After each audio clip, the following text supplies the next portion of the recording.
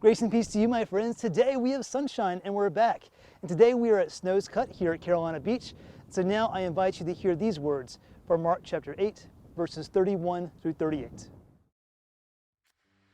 Then he began to teach them that the Son of Man must suffer many things and be rejected by the elders, the chief priests, and the teachers of the law, and that he must be killed after 3 days and rise again. He spoke plainly about this, and Peter took him aside and began to rebuke him. But when Jesus turned and looked at his disciples, he rebuked Peter. "Get behind me, Satan," he said. "You do not have in mind the things of God, but the things of men." Then he called the crowd to him along with his disciples and said, "If anyone would come after me, he must deny himself and take up his cross and follow me. For whoever wants to save their life will lose it, and whoever loses their life for me and for the gospel will save it. What good is it for a man to gain the whole world, yet forfeit his soul? Or what can a man give in exchange for his soul? If anyone is ashamed of me and my words in this adulterous and sinful generation, the Son of Man will be ashamed of him when he comes in his final glory with the holy angels." Mark Twain said, "It's not the parts of the Bible I don't understand that bother me, it's the parts of the Bible I do understand."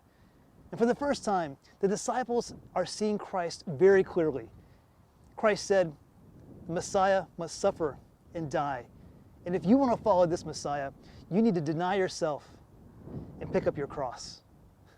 This is not what they had in mind. Their hopes for the Messiah would be that they would free them from their Roman overlords, not that they would die by the hands of the Romans. In fact, Peter had a very visceral reaction. He actually rebuked Jesus and he said, "No, you will not do this." This is not what Peter signed up for. Imagine getting onto a cruise ship and you've been planning this for a while and you know the deal. You drive down to Florida, you get on the ship, and it's a big all-you-can-eat buffet with fresh seafood and unlimited drinks, and you know you're sailing through the Caribbean and you're stopping at islands and you're sunbathing at Caribbean beaches with crystal clear blue waters. But then on the first day of the trip, the captain gets in the intercom. He says, "Well, passengers, our first and only stop will be to feed the poor, pack boxes of food for those who need it. We're going to make repairs on leaky roofs, and we're going to help those in need and visit nursing homes." What kind of vacation is that, right? Well, that's what they were going through. That's how they were feeling, because in their own minds, Christ would be this glorious king. And when you're in the king's court, that comes fame and riches and power. This was not what they signed up for. They didn't sign up to pick up a cross.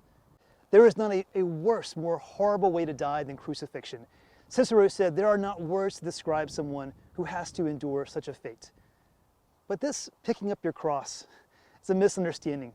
It's not an allegory about embracing personal suffering. It's not saying that to deny yourself, you must demean yourself. It's not saying, "Well, I'm really ill. That's my cross. I have to bear it." It's not saying I'm in an abusive relationship and I just need to get through it because that's my cross. It's not saying that I'm always tired and I'm always anxious, so that's the cross I have to bear in life. It's not saying any of that. Picking up your cross is not saying I must endure personal suffering. It's not about self-improvement. It's about self-transformation. It's about seeing the way that God sees you. Picking up your cross is not a call to defeat. It's a call to victory. It's about shedding away of the old self and allowing the new self, the way that God sees you, to be birthed. I want you to think for a moment. Where were you 5 years ago? Not where were you per se, but what were you like? Who were you? Are you a different person now? Is God working in your heart, molding you, transforming you, not into a better person, but into a different person? That's what being a Christian is like. That's what it means to pick up your cross. It's allowing your identity to be shaped and to be formed by the identity of Christ. That identity of the cross becomes your identity now. My father, who was a pastor, he was visiting someone one time in the hospital. He was an older gentleman. He was in his 80s and he had some health concerns. And as he was visiting him, a nurse came into the room and treated him for a little bit, and then he left. Well, this gentleman that my father was visiting perceived this person to be gay, and he made fun of them for being gay when he left the room. My father was like, How? This person is treating you. This person is trying to help you get better. You've been a Christian your whole life. You've been in church your whole life. How could you say something like that?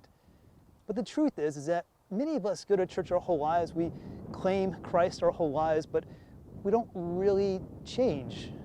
There's no real transformation.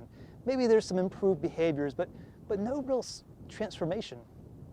Picking up your cross is not about self-improvement, which is too often what Christianity is. It's about shedding away of the old self. The part that's dying on the cross is the old self, the sinful self.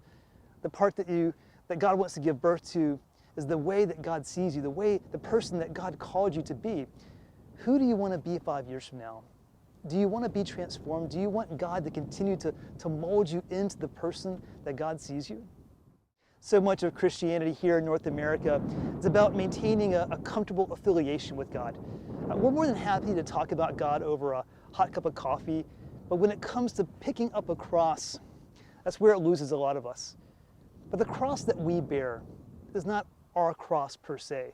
The cross that Christ bared was our cross. Christ bore that cross for us. Christ died on that cross so we didn't have to. So the cross that we bear is the cross of someone else. It's the cross of our neighbor in need. Every single day, there are on average 20,000 people who die of malnourishment in our world. Here in America, in the richest country in the world, there are people who are struggling to pay bills, make repairs in their home.